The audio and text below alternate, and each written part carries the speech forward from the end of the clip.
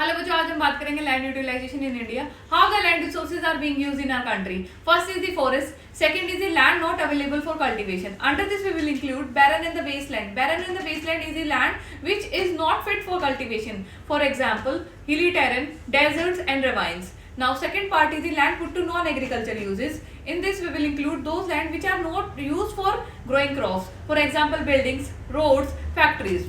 Now third part is the some other uncultivated land other than the fallow land. Under this we will include pasture lands and the land which is used for grazing of animals. Second is the land under miscellaneous tree crops grows. And third is the cultivable wasteland. Cultivable wasteland is the land which is not used for cultivation for more than 5 years.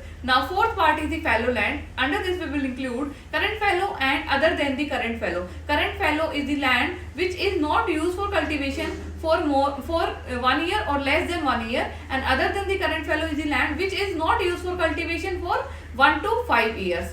Now last part is the net sown area.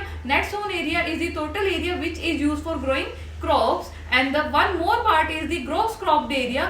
Gross cropped area is the area which will include net sown area plus the area which is used for growing crops for more than once in a one agriculture year.